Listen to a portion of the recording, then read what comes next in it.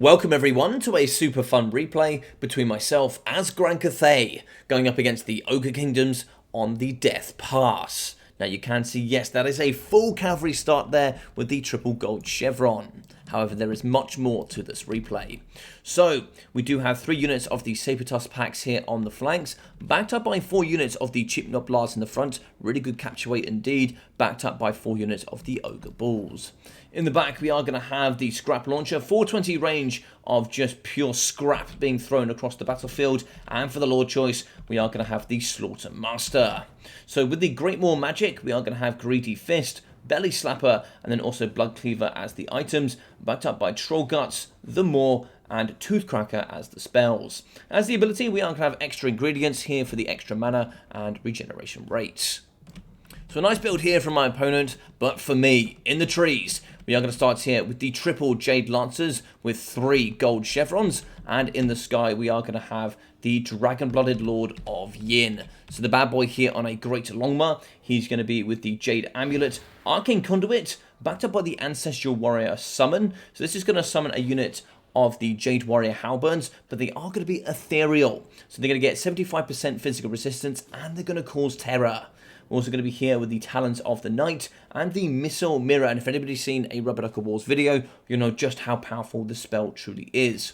And also here with the item with the Scales of the Celestial Court, as we do really struggle here with magic damage outside of spells here for the Ogre Kingdoms. Over on the right, we have 2 more units of cavalry. We are going to have the Peasant Horsemen, backed up by the Jade Lancers. So why is this video so fun? It's going to be a full cavalry build. There is only cavalry in my reserves. There is only cavalry in my start.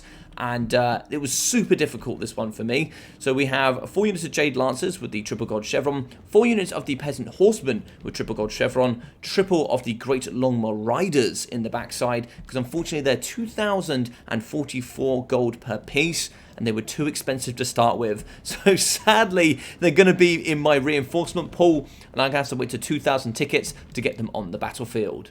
So from my opponent, we get 4 units of the Ogre Bulls and 4 of the Noblars coming forward here to capture point 2. So I had a word with him afterwards, and he was saying, oh my god, I didn't know what to do in the beginning. I didn't see half your cavalry as it was going to be in the trees, and he just saw triple gold here from the Jade Lancers. He thought my entire build was these 4 units. I came over here to point 1, he captured point 2, sent a few units over here to capture point 3, starting with the Saber Tusks. And he was like, I froze. I didn't know what to do. I had no idea what you had in reserve, and I just froze. So he came here with the Saber Tusks. He tries to put a bit of pressure on, but realizes he can't beat 3 units of the heavily armored Jade Lancers. They do have 100 armor. They're seriously tough to take down.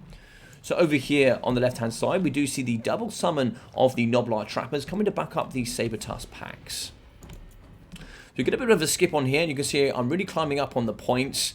And behind me was I'm playing, I get a Rubber Duck of War come in, who actually helped me design this build. He went, oh, just summon in some Longma Riders. I was like, yes, Ducky, I will, but they're 2,000 gold. Once he sat behind and wetting himself, I'm like, right, this is the only chance I have to capture point 3. So I charge forward, and I come after these Saber Tusk packs. I get around the back here with the Jade Lancers, and get a bit of pressure here for the Noblar Trappers. And here we go, the heroic men of Cathay charging forward here on these Longmas. So the Great Longma Riders, 105 speed, 110 armor, great melee stats as they are going to be triple gold chevroned. We're going to be getting them forward to really help provide a bit of punch up against capture point 3. Now it does open, and it's going to be a super fast cap. Look how quick that is there on point 2 compared to me with just my cavalry. But yep, super quick catch, and that is going to be points here to the advantage of the Ogre Kingdoms. Same can be said here on the right hand side. Capture point 3 is going to be going to the Noblar Trappers. I do get on with the Jade Lancers, but it's not going to quite be enough. Moving in here with the Longma Riders, backed up by my Lord Choice, can hopefully be enough here to capture point 3. Now a great rotation for my opponent. We do see Lead Belchers backed up by Ogre Bulls coming over to the right. More summoned here of Lead Belchers and Saber Tusks in the back, with the Noblar Trapper actually being a bit of a nuisance. It was shooting over here on the right up against my Jade Lancers, doing some nice damage. I was a bit annoyed by that because I didn't see it. I was so focused over here on the left-hand side that I didn't see the right. Now, in the middle, we are going to be having the Ancestral Warriors with that mass physical resistance and terror, charging forward here, compromising the lead belchers and the ogre balls. I wanted to stop this rotation, but he moved in here with the Slaughtermaster, and I said, okay then, let's have a scrap, because he doesn't actually have magic damage. So I thought I might be able to get the good butcher here up against the Slaughtermaster. He's not heavily armoured, and these bad boys could do some lovely work indeed. So we have those fighting there. We actually do have the missile mirror upgraded on the lead belchers, just preventing them from firing. We did get one fire off, we did some damage, but then my opponent was a little bit too wise there to fire for a second time. So, in response, we have Noblars in, so we lose Talons of the Night to remove all my Noblars. Yes, it does a lot of damage up against my Ancestral Warriors, but they're a summon. And I wanted to delete all the capture weight here and cause terror outs on the Noblars. So I got those to get away, and now we're just going to be fighting hand-to-hand up against the Slaughtermaster. Charging forward, we do have Lead Belchers, 2 units of the Ogre Balls, and a second unit of Lead Belchers. So I'm getting rid of the capture. Bit of a mistake here from me. My Peasant Horsemen aren't quite on the point, but we are going to be charging forward here with the Great Longmire Riders. They're moving after the Lead Belchers. They do get caught by the Ogre Balls, but they're going to be fighting nonetheless. We do shatter here with the Saber-Tusk Packs, and we shatter, well, I don't quite shatter, but we very quickly will be shattering here with the Noblar Trappers. So I capture point 3, and we do have quite an advantage here. 1,200 from my opponent. Looks like it's coming up to 600 here for me. On the middle point, we have Noblars backed up by double Ogre Balls. That should be enough to hold, and I do desummon one of my cavalry units here.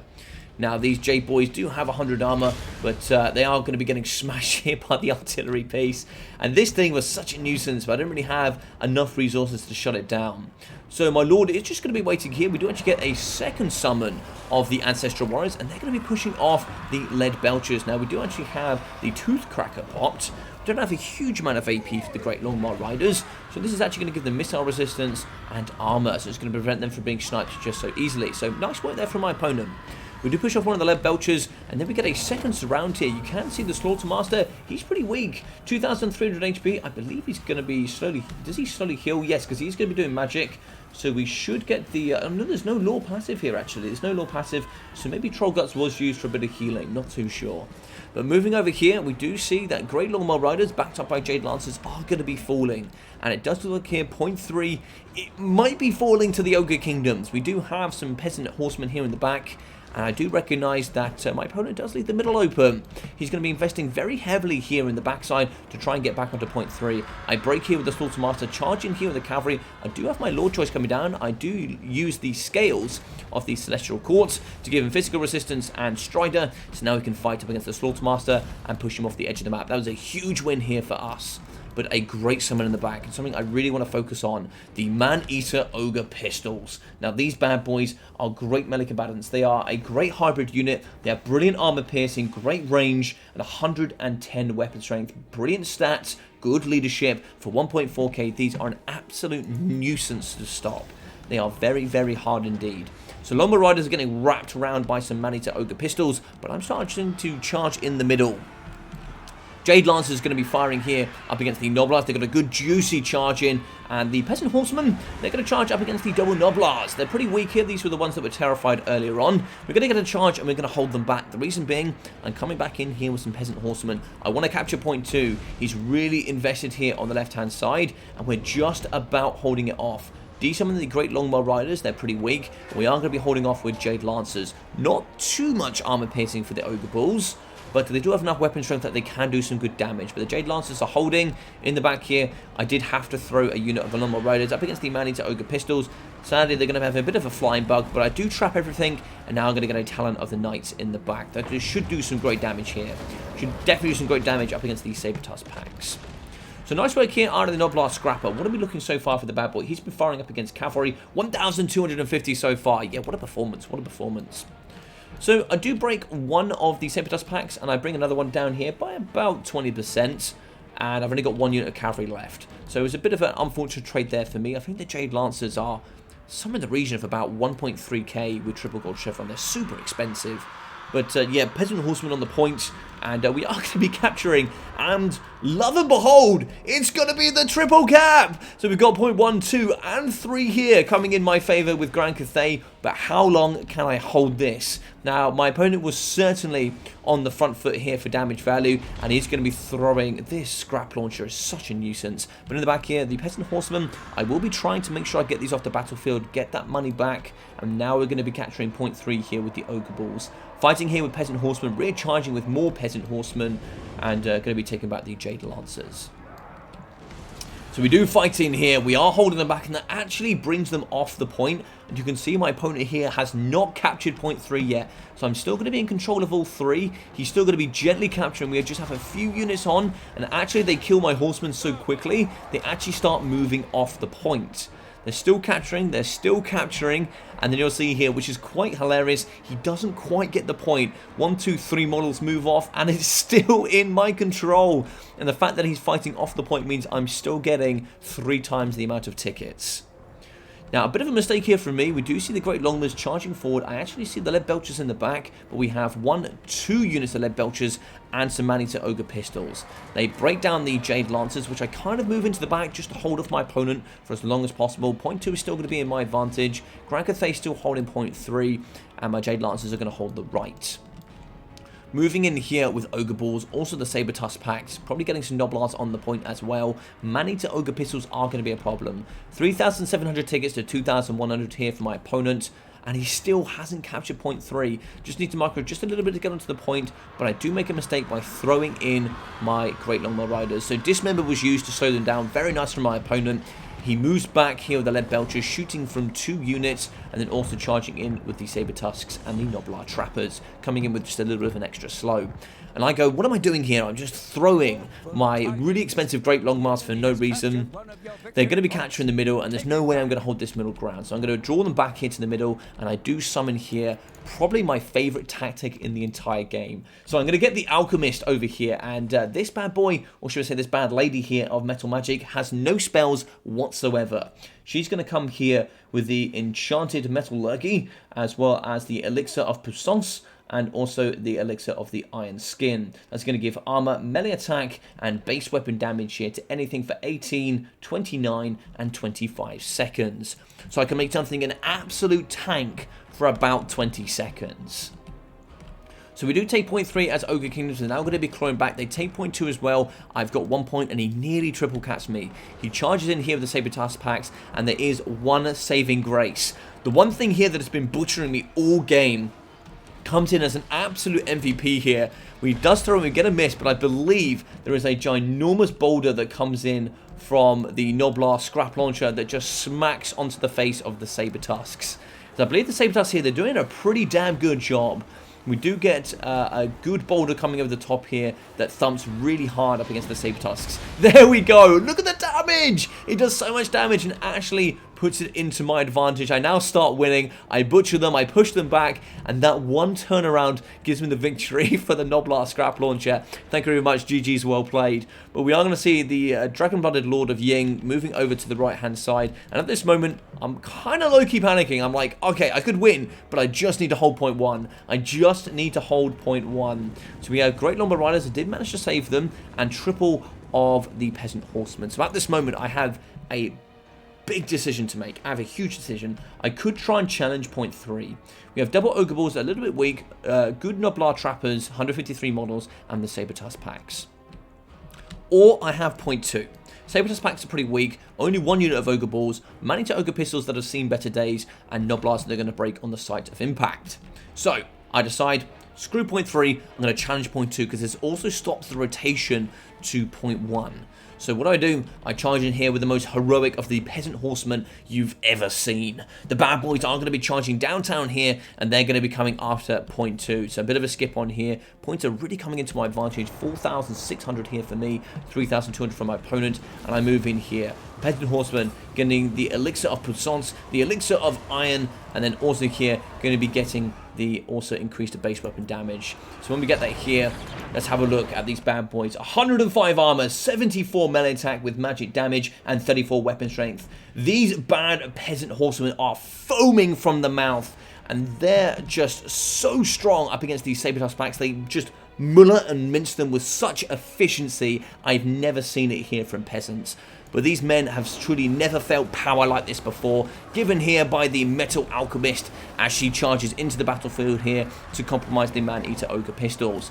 Now these Peasant Horsemen, they do some damage, but they lose up against the Ogre Balls, and these Saber Tusks just get minced. They get absolutely minced in the middle, and here we go. We do see the Ogre Balls charging across, and yeah, my Peasant Horsemen, they've seen better days. Charging over with Jade Lancers, of course the 100 armor could help here in the middle, but unfortunately we do break there. The Peasant Horsemen are going to fall up against the pressure of the Man-Eater Ogre pistols. 4,800 for me, and we do move over with the Scrap Launcher, and a bit of a problem. The Scrap Launcher is actually capturing the point. It's going to be beating me in combat, but we do actually get my Lord down to fight up against the Scrap Launcher. I actually maneuver the Jade Lancers back onto the point, getting some rear charges here, and the Scrap Launcher is going to be struggling in combat. So we are going to be fighting the scales of the Celestial Core. It is going to be a bit of a problem here for the Scrap Launcher. It's going to be wavering. Is it going to stand, though, is the question. And it doesn't matter, because I get the victory here as Grand Cathay with the full cavalry build. What a fantastic game here. I really hope you guys enjoyed this. If you did, please smash that like button. It really helps you on the channel, and do feel free to subscribe for some more Warhammer 3 content. So let's jump in here to the stats. We are going to have 1,500 here for the Lord of Yin, and backed up by the cavalry 940, as well as 600, 500, 560, and 822 here for the heroic Peasant Horsemen. Now, we are going to get only one Alchemist, 72 damage. I do actually move it across the battlefield to the right to protect at the end, but it was already done by them. 930, 1,600, and then also 700 here for the Great Longmire Riders. I did have a Wuxing Compass. Me and Ducky ran out of ideas about what to bring this extra cavalry. We literally had nothing, so I triple silver chevron there on the Wuxing Compass. 1,200 here on the Peasant Horsemen, the ones that were foaming from the mouth there as they had the triple buff charging into the middle. We had 250 from the Peasant Horsemen, and then 16 from the last unit as well. So from my opponent, thank you very much for bringing such a fun build. There was actually no Iron Blasters in the entire build. There was a Stonehorn with the Harpoon Launcher. Would have loved to see that, but maybe another day. 58 there from the Slaughtermaster with 1,655 for the Scrap Launcher. Whoever said this thing is bad, this thing is definitely not a meme. It did some big work here today. 627, 1,100, and 435 there for the Ogre Balls with 1,500 for the last unit. 637, 928, and 868 there for the Saber Tusks, with 6, 35, 107, and 0 for the Noblars. So 2,061 for the Man-Eater Ogre pistols. Be careful of this unit. Being serious, this is a very, very competitive one indeed. 54 for the Morfang Cavalry. They came up there in the last quarter. Didn't manage to get too much involved, but they certainly could have helped for sure. We also had 200 there for the Lead Belchers, 688, 950 as well as 1,250 for the Saber Tusk pack. 200, 230, and 4 there for the Noblars, with an excellent game indeed. I really enjoyed this one. They did as well, so I hope you guys did. If you did, of course, smash and subscribe. I would really appreciate that. Drop a comment down below. I'd love to know all your thoughts and opinions as well, and check out that description. You can see all my other social media platforms, including Twitch, which I will be streaming tonight, perhaps with the King of the Hill or a Come At Me Bro, and otherwise you can check out that Discord. It's going to be an amazing amount of updates, and now we are open, so you can come and apply here to be a Shortbeard and play in the Shortbeard League that will start on the 1st of March. So other than that, I've been your boy Logic. Take care of yourselves, and I'll see you all very, very soon.